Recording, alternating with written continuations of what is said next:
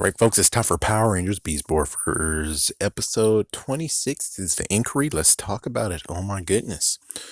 This episode is called, let's see, Artist Anonymous. And it's get very, very crazy of where it's like, oh, damn, the lesson of the day really got wedged in here. It's like the previous episode, they were like, yeah, the lesson of the day so got freaking shoved in that. And I'm like, yeah, you got a little bit of point, but it was able to somewhat look flawlessly, somewhat, except it kind of screwed over her character, the character they showed for one time only. But anyways, so what happened is Ravi actually saw a wall that was painted with lots of graffiti. He painted over that wall, and then he made a mural. Believe it or not, his mom is early in the morning walking around, even though it's like, um why exactly are you running around at early in the morning without a detail? Because come on, you're one of the important people, even the general, Ben and Betty's father.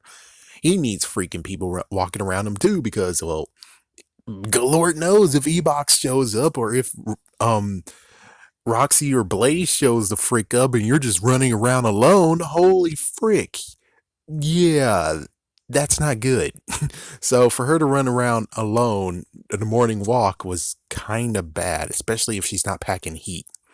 Just saying. So she actually spy Ravi, but thank goodness he's done. And he's like, oh, well, I kind of was going for the fact of, as someone that was here, well, he left and he wanted me to get rid of all the stuff that was here, or even though it sounds horrible, he actually said that, oh, the artist came and then he left and I was going to clean up all the mess. And then after that, he goes back to the base with all the stuff. As soon as he does that, well, lo and behold, he gets spotted in by Nate and Steel, and he was cleaning his hands, and he basically was covering for himself, saying, oh, I just painted a wall at home from remodeling. And then Devin called with Zoe and he told him that, hey, lots of people, oh, turn to channel 10. Wait, you want me to turn on Fox? Well, anyways, turn to channel 10 and then there's a big coverage showing everyone actually likes his mural. Apparently the building was about to be demolished, but the mural saved it. Holy frick. And well, you should come on down and, well, actually, after winding him down, it's like, okay, I painted it. And it's like, yeah, come down and see people admiring your work. And he goes, but before he goes, oh my goodness, Nate and Steele's like, hey, wait a minute, but you said it's like, the frick, guys, the frick. Where were you in? I think episode 15, where oh crap, Smash. When Smash was actually painting a mural and he said to everyone that, yeah, I was the one trying to corrupt his data. Okay, now you guys can't say shit. It's like, I'm sorry to cuss, but you guys can't say shit because you were there in episode 15. You saw Smash getting his freaking programming crossed and you had to fix it. And you figured out already that he was a freaking damn artist. So the whole thing of lying to you is to cover his ass because you guys should know too what's in the freaking damn rule book. It's like, at least Nate should, where it's like, so it technically should have been Steele this whole entire time giving this lesson of the day crap, not Nate, because Nate should already know, period. Steele technically should know, but it's more the fact of, yeah, so this was wedged into the point of being like, why you, episode 15 bastards, Guerrilla Art Fair or whatever it was called. It's like, dude, why the hell you freaking screwed him over? You know why he has to lie. You know why. And you're like, oh, but you shouldn't lie to us. Big or small, it's gonna affect us. It's gonna affect you. And it's like, listen, idiots. It's either that or his mom is going to freaking scold his ass. Are you bros and family, or are you going to be someone who's stickler for the rules? Because, well, I'm pretty sure stickler for the rules, y'all two most likely broke a few rules your damn selves. Especially you, Nate. You're technically dating Zoe, so yeah. So just yeah, you're lying crap and everything. Yeah, you need to just don't do that. And then we get the preview review, which I couldn't do it because they moved all the previews on Friday, which doesn't make sense because if I do it on Friday, then I'm talking about it today. My goodness, it's pretty stupid. But anyways, we have Roxy and Blaze doing all this stuff, goes down, finds a lock. They made a freaking Robotron. Now the Robotron's able to go into the base, and now he's going to just make so much destruction in the base. But of course, Ravi is there because he's about to drive to, in quotations, art exhibit. And then there we go, where we get the Power Rangers. Go, go, Power Rangers. Yep, so be right back. All right, let's see, where were we? So the Robotron actually, okay, so yeah, in the garage. So Ravi actually got his blaster. Is the blaster is now not working because, well, oh frick, the freaking keymaster now locked it. So since the keymaster locked it, oh boy. So then we have Nate and Theo actually coming to the rescue to save him, and well, yeah, that worked out decently. Robotron had to leave, and then after that, he got a little bit scolded, and he's like, "Well, how should I know? Ravi was there. He stopped me." And it's like, should you really call him Ravi, or shouldn't you at least call him the Blue Ranger was there? Because, well, I mean, should the bad guys really know his freaking damn name? I'm just saying. Unless it's like Blaze or Roxy, everyone else shouldn't even know his name. I mean, Scrolls shouldn't give a frick. Evox kind of has to give a frick, but I'm just saying the few other ones don't really have to give a frick. So it's like, I don't know, man. So basically, now Scrozzle's gonna use his lie or his cover up as a freaking advantage to be like, oh yes, even though I was like, you're gonna ransom the Blue Ranger? Be like, do as we say, allow us to get through battlefield, or we'll tell your mom your secret. And it's like, oh shit. That's the worst thing you could ever do. Be like, I'm gonna tell your mama. Oh frick. Oh frick. But that's not how it goes. Instead, they're going to be like, oh, well, since he's not going to tell, all we're going to do is actually pose our Robotron, now disguised as a human, to actually paint with this special blasting paint. Okay, cool. So basically, the mayor, because Evox got the mayor, we don't know where the mayor really is, but Evox dressed as a mayor actually went and be like, oh, we're going to put a mural on the grid battlefield, aka we're going to put freaking explosive paint on it so we can explode the inside. Then we get the part of where he has to actually kind of lie. Okay, he lies to his mom and basically say, yeah, that guy's a dude. Yeah, that guy's the one who ran over, even though it's like, but he wouldn't actually have saw him. He said that the dude ran off. How he could actually have not have seen him because, well, the dude ran off. I mean, frick. Do you really think that a person who was running by me who stole a girl's purse, I'm able to say, oh, he had hazel eyes, he's black, he had, for some reason, blonde hair, he had a gray hoodie and a pants? It's like, all I can tell you is that he had a freaking gray hoodie and he was wearing jeans and the shoes were kind of okay. It's like, that's all I can do because, dude, he freaking ran. How exactly do you think? It's like, come on now. It's like, come on now. So it's like, he could easily have said that's not the right person because, well, I don't know. So it's like, someone could easily pose as the person, but it's like, we would know for sure. Why in the world you're checking with your son? He just basically cleaned up after him. So so, anyways, they're gonna get started. Meanwhile, you have freaking Nate yet again being like, "Oh, but the lie." It's like you just heard him say the reason why he has to cover it up, and then here you go saying, "Yeah, but you should tell him the truth."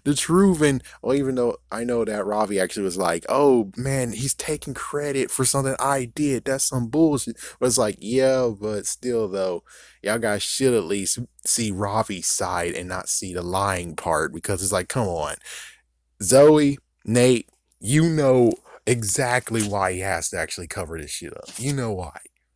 All right, let's wrap this up. Let me just remember that during the time that they were in the freaking cyber dimension, the look that Evox slash Devin's dad did to the freaking in quotations Pater slash Keytron, that was priceless. I love that part.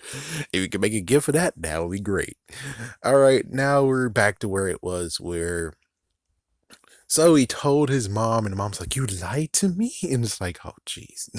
It's like, yeah. And then all of a sudden, the freaking painter, while they're talking, it's like, "Oh well, frick this," aka Keytron or Keyron, Keyron, what's up, man? So, anyways, he decided to just say "Fuck this crap," and he threw the paint and he let it go.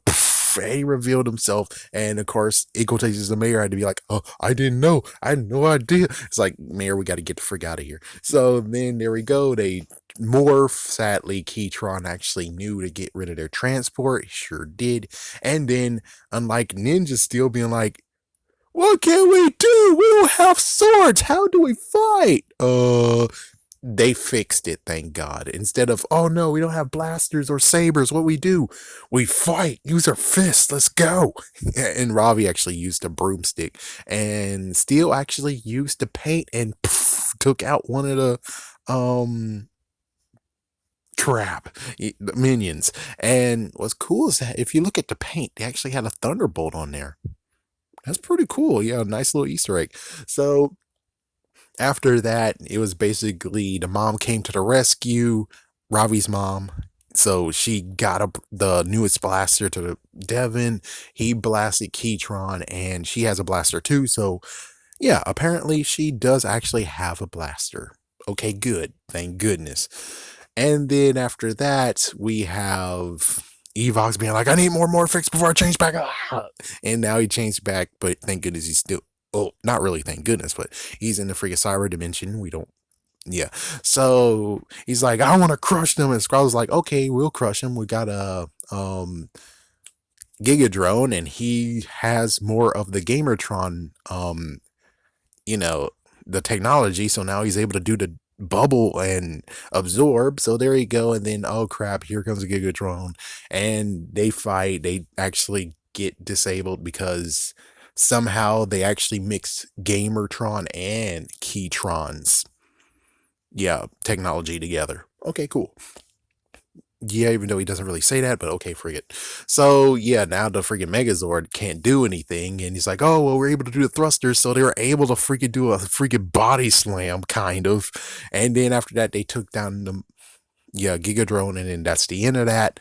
And then we actually get to have the part of where Ravi and his mom get to talk, being like, "Well, you know what's the worst crime is me actually not supporting you and knowing that this is the thing that makes you happy." And it's like, "Yeah, well, are you going to address the rule, or at least say that you strictly looked at the rule, but the rule is not applicable to you?" Which is like, yeah, that's kind of what should have happened. It's like, you can't have any hobbies that will freaking hinder yourself. And it's like, I'm pretty sure painting doesn't hinder him whatsoever.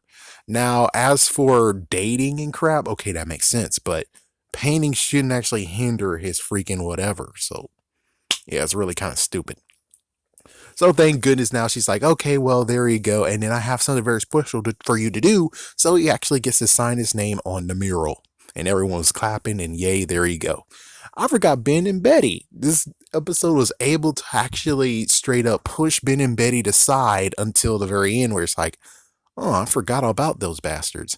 So yeah, sadly, the Climate Cluo was involved in this episode, I think, but again, it's kind of over the top, but not too much. So it's kind of like, I'm not sure. And then when I put this up, sadly, I won't be able to tell you. I was left in the freaking down in the descriptions, or basically comments. I could tell you that, oh, the Climate Duo was the one that wrote this. But it seems too good for him, though. It's like, yeah, it seems too good for him. But let's go with what happened to Ben and Betty, because I have to freaking talk to it anyways. So Ben and Betty was there at the mural, and then Betty is too freaking damn short, so she actually has to go on the shoulders of Ben so she could take a photo. Sad part is that she's not all tall, you know. She actually scrunching down to take a photo. I'm like, so it's your first time doing this? I'm pretty sure this should have been like, what, your 10th or 12th time? I mean, come on, cookies from the cookie jar, you can't reach it, but you're going on your brother's shoulders, whatever. So then after that, he's trying to get a good view because they're still blocked, even though it's like, unscrinch, stupid. Betty, unscrinch, you idiot, you're scrinching down. You're taller than that, you dummy. So yeah, sadly, the freaking idiots didn't know that Skater Boy was nearby, and pretty sure Skater Boy actually would hold on to his freaking skateboard and not do this crap. So that's already stupid. So yeah, they skate down, and then um Betty actually grabbed the freaking pole that's most likely a light. Yeah, what nightlight or something, and she spin around it, and now she's hooked on top of it. Yeah, she's holding on for dear life. Meanwhile, Ben goes all the way to a freaking hot dog cart. Yep, I'm pretty sure the dad actually is paying for those for that. It's like, yeah, the dad. It would be cool. They just have the dad be like, Ben, what the frick you think you're doing? You think I made of money? Come on, man. Why the word is it's just that would be cool if he was arguing with Ben and the freaking hot dog seller. That would be cool. That would have been funny. Now that would have been pretty funny. Meanwhile, we have Betty who's still not on. Yes, like this is at the end of the episode. So she's still on the freaking light and she jumps down, bounces because they have a trampoline. Now she's hooked on again. And apparently says, this is so damn fun. Why stop and end this? Oh God, what the frick? It's like, yes, continuing to insult Betty's character. How smart is she? I'm pretty sure we're at the point of where Ben might be smart, Betty might be a complete idiot, but it's like, oh my goodness, I don't even want to know. It's like, hey, if you know how smart Betty is, it's like, comment down below so we can actually have like some defense here, because I'm pretty sure Ben and Betty are smart. But these last two episodes just show how sorry, last three episodes. Actually, no, last two episodes. Three episodes, but the one before this actually showed kind of how smart Ben is. Meanwhile, Betty is continuing to be completely stupefied. And that's where it's like, damn. Just damn. But anyways, there we go. I think this is done. Done, set, and print. All right, wrap it up. But geez, man. I mean, the series is like this episode itself, the freaking lesson of the day, it kind of freaking just barged right in, which is like, jeez, I would have preferred having it. It's like, you don't need to have them preach. It could be cool internally. Internally, they're like, oh my gosh, yeah, for Robbie, it's like, oh my gosh, this lie is really actually doing some messed up damage this time. It's like, it would be cool to actually just have him internally does it. You don't really need Nate to hammer this home, or Zoe either. It's like, or Steel. It's like, no, you could actually have internal conflict. That's what you really needed. And I'm pretty sure you could have actually have done without that crap that you just did. It's not bad, but still, it's kind of like, Nate, Zoe, you can't freaking damn talk. I'm just saying, you two can't freaking talk. As for the storyline, it was pretty good though. It's like, yeah, without that, it's like, it was pretty good. And man, wow. I think that's good. I think this ends everything. All right, there we go.